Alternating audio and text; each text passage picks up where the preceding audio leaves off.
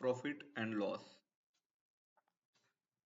तो हम इसमें प्रॉफिट एंड लॉस के बेसिक कंसेप्ट्स और उसके बेस पे क्वेश्चन सॉल्व करेंगे।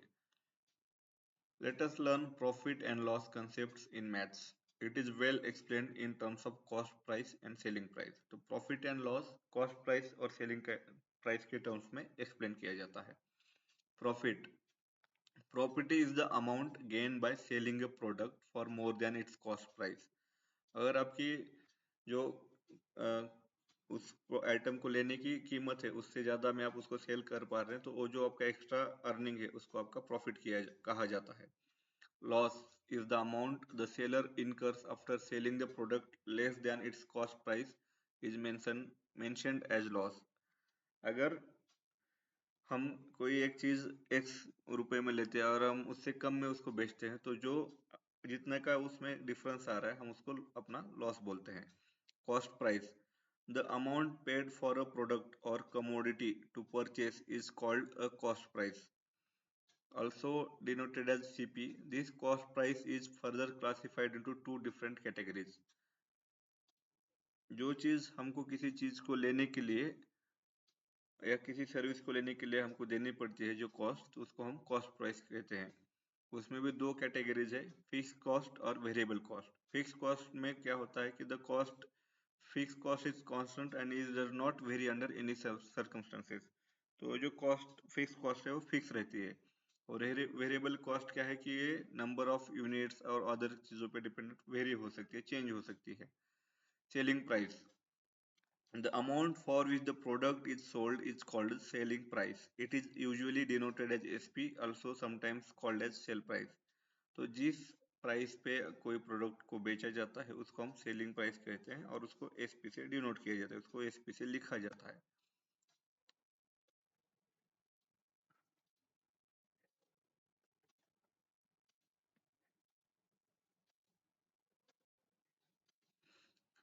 Market price formula, this is basically labeled by shopkeepers to offer discounts to the customers in such a way that discount equal to mark price minus selling price and discount percentage equal to discount by mark price into 100। Mark price मतलब जो seller अपने commodity पे या चीज पे अपना price लगाता है उसको मार्क प्राइस बोलते हैं। और उस पे जो फिर उसके बाद वो डिस्काउंट ये करके हमको उसका कम प्राइस में बेच रहा है ऐसे वो ये करता है हमको advertisement.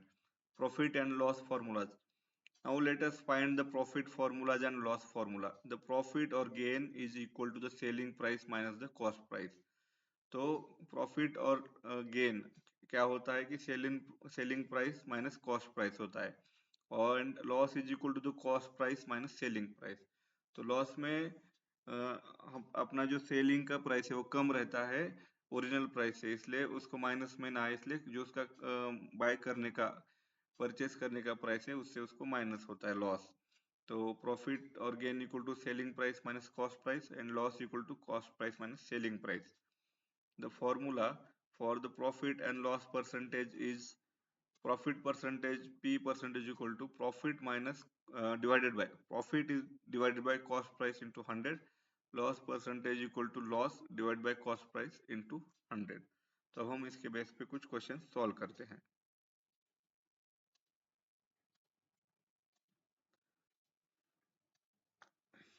The percentage profit earned by selling an article for rupees 1920 is equal to the percentage loss incurred by selling the same article for rupees 1280. At what price should the article be sold to make 25% profit?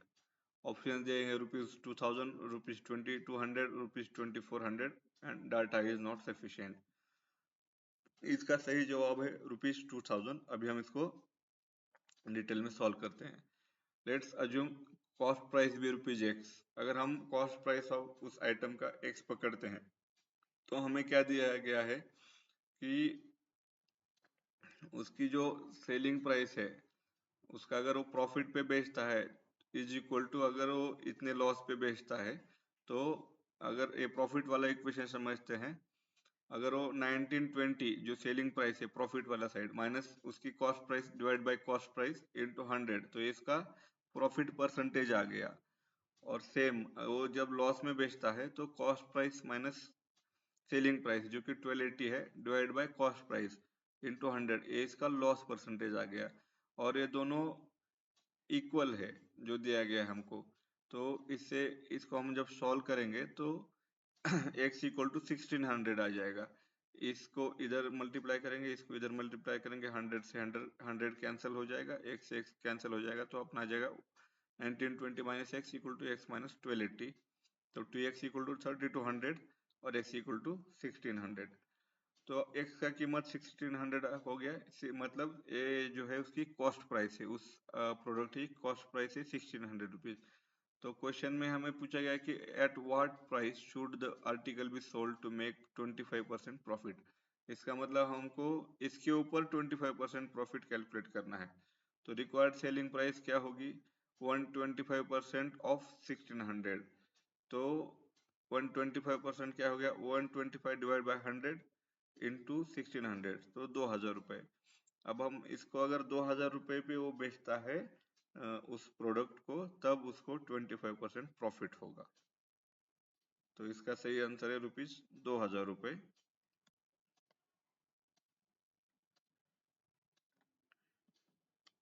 अभी हम next question पे जाते हैं।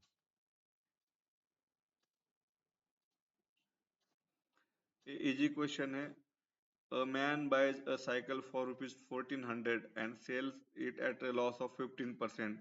What is the selling price of the cycle? तो 15% loss पे बेच रहा है। तो इसका मतलब क्या है कि इसकी जो कॉस्ट सेलिंग प्राइस है वो कॉस्ट प्राइस से कम है। इसका सही आंसर आ रहा है 1190। तो ये कैसे आ रहा है, तो इसका ऐसे आ रहा है कि 1400 इंटू 15/100, वो कितना हो जाता है अपना, वो उसको उस अमाउंट को हमको 1400 में से माइनस करेंगे, तो अपना आ जा रहा है वो 1190। तो उसका लॉस रुपीज जो हो रहा है वो 210 रुपये लॉस हो रहा है। तो उसको हम जो उसका बाय प्राइस है 1400, उससे माइनस करेंगे तो हमारा आंसर 1190 आएगा। अभी हम नेक्स्ट क्वेश्चन पे जाते हैं। Sam purchased 20 dozens of toys at the rate of rupees 375 per dozen. He sold each one of them at the rate of rupees 33. What was his percentage profit? तो इसको हम ये दिया गया है कि 20 डजन टॉयज उसने परचेस किए सैम ने, और पर डजन कॉस्ट है 375 रुपीज। तो हम इसका भी उसका परसेंटेज प्रॉफिट निकालते हैं अगर वो 33 रुपीज से एक आइटम बेचता है। तो यहाँ पे जैसे दिया गया है हमको कि एक डजन का प्राइस है 375 रुपीज। तो एक आइटम का प्राइस हो जाता है 375 डिवाइड बाय 12, क्योंकि एक डजन में 12 यूनिट होते हैं। तो 375 एक डजन का कॉस्ट और 12 यूनिट से हम उसको डिवाइड कर रहे हैं, तो हमको क्या आ रहा है, एक यूनिट का कॉस्ट आ रहा है जो कि है 31 रुपीज 25 पैसा। अब उसकी सेलिंग प्राइस हमको दी गई है जो है 33 रुपीज। तो वो क्या कर रहा है, 31 रुपीज 25 पैसा में एक प्रोडक्ट ले रहा है और 33 रुपीज में उसको सेल कर रहा है। तो इसका नेट गेन क्या है, नेट गेन या प्रॉफिट क्या आ रहा है पर आइटम, 33 रुपीज माइनस 31.25 रुपीज, तो 1.75 रुपीज पर आइटम उसका नेट प्रॉफिट है। तो प्रॉफिट परसेंटेज कैसे निकालेंगे, profit divide by cost price into 100। तो प्रॉफिट अपना है 1.75 rupees per unit, cost price है 31.25 इंटू 100। तो ये सॉल्व होके आ जाता है 20.5 इक्वल टू 5.6%। तो इस क्वेश्चन का सही आंसर है सी, 5.6%।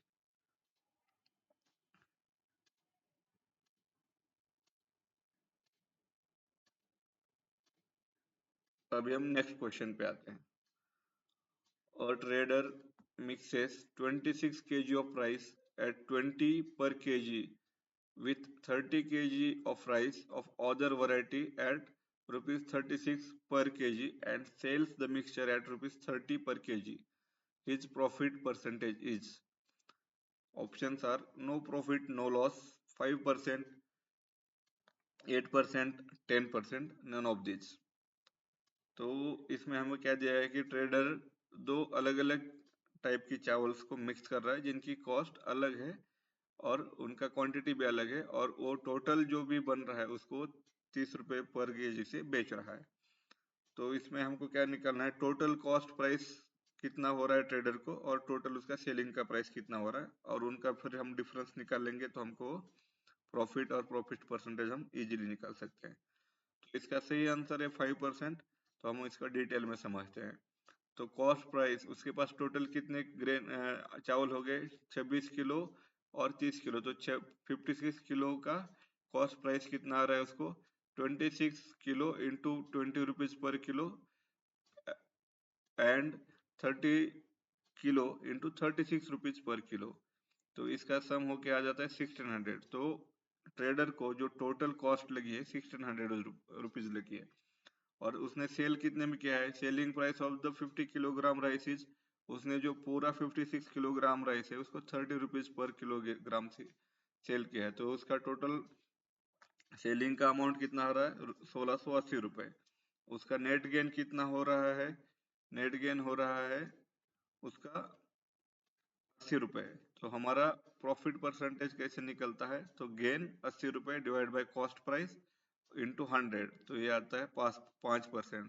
तो total profit percent for the trader is 5%।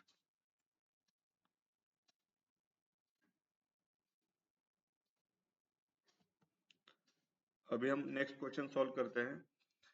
In a certain store the profit is 320% of the cost.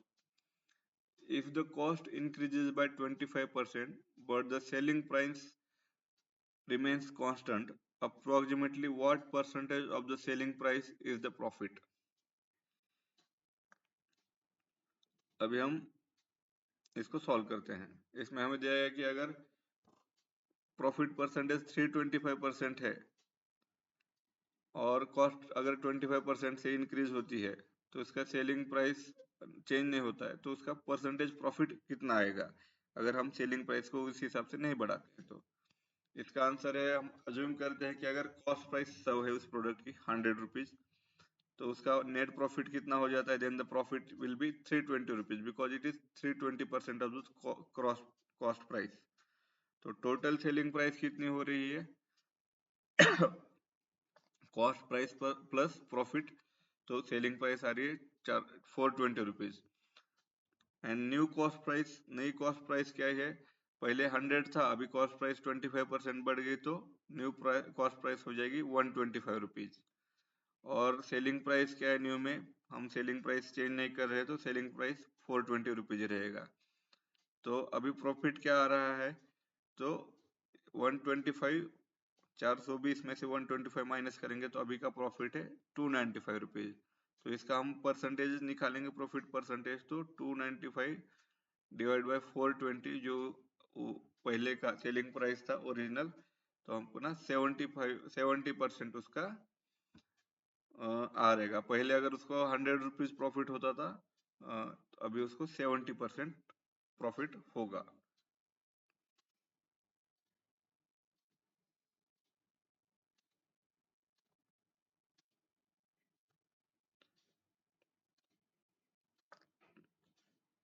अभी हम एक क्वेश्चन सॉल्व करते हैं।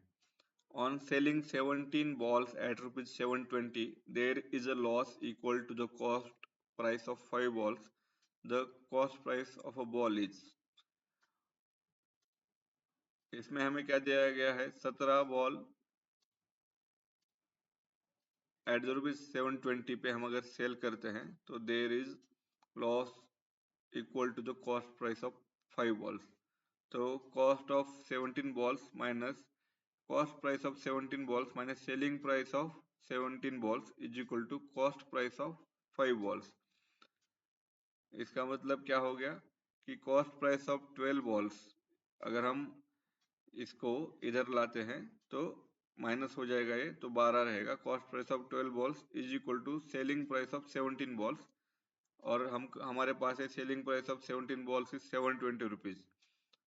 तो कॉस्ट प्राइस यहाँ से निकल जाएगी, cost price of one ball will be 170 720 divide by 12, तो रुपीज 60।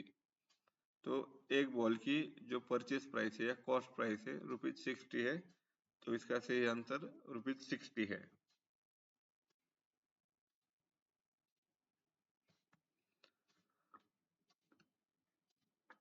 अभी हम नेक्स्ट क्वेश्चन सॉल्व करते हैं। 100 oranges are bought at the rate of ₹350 and sold at the rate of ₹48 per dozen.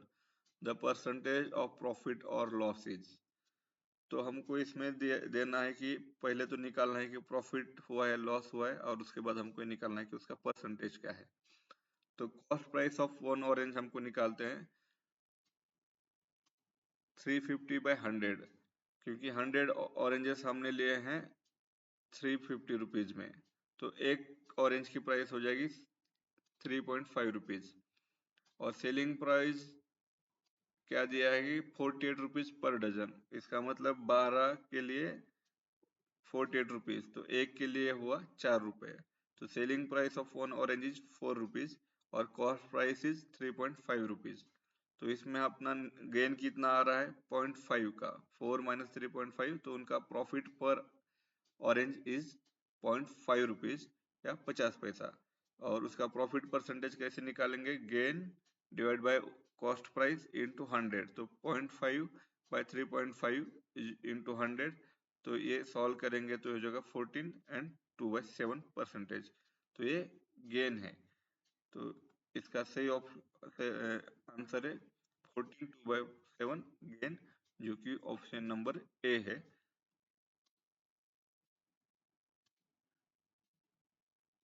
अभी हम और एक क्वेश्चन सॉल्व करते हैं प्रॉफिट एंड लॉस के ऊपर। A shopkeeper sells one transistor for ₹840 at a gain of 20% and another for ₹960 at a loss of 4%. His total gain or loss percentage is। तो shopkeeper दो ट्रांजिस्टर बेच रहा है। एक अगर वो 840 रुपीज में बेचता है तो उसको 20% प्रॉफिट हो रहा है, और अगर वो दूसरा 960 पे बेचता है उसको 4% लॉस हो रहा है। तो हम इसको देखते हैं कैसे सॉल्व करना है। Cost price of one first transistor, जो उसने फर्स्ट ट्रांजिस्टर बेचा है उसका हम कॉस्ट प्राइस निकालते हैं। तो अगर वो उसका 20% प्रॉफिट है, ठीक है, तो 100/120 इंटू 840 इक्वल टू 700, तो उसका वो कॉस्ट प्राइस आ गया। और सेकंड ट्रांजिस्टर का कॉस्ट प्राइस है 100/96 इंटू 960 इक्वल टू 1000। इसका मतलब पहला जो ट्रांजिस्टर था वो 700 रुपए उसकी कॉस्ट प्राइस थी, और सेकंड ट्रांजिस्टर था उसकी कॉस्ट प्राइस 1000 रुपए थी। तो उसकी टोटल कॉस्ट प्राइस हुई 1700 रुपीज, और उसने बेचा किस में, कितने में, एक को 840 में और दूसरे में 960 में। तो उसका टोटल सेलिंग प्राइस कितना हो गया 1800। तो इसमें हमको दिख रहा है कि उसको प्रॉफिट हो रहा है, तो प्रॉफिट है 100 रुपीज का। तो प्रॉफिट 100 रुपीज है, किसके ऊपर है, 1700 रुपये जो उसका टोटल इन्वेस्टमेंट है। तो इसको हम सॉल्व करेंगे, ये 0 0 0 कट जाएगा, तो 100/17, तो इसको हम 5 × 5 15/17 भी लिख सकते हैं। तो इसका सही आंसर ऑप्शन बी है 5 15/17।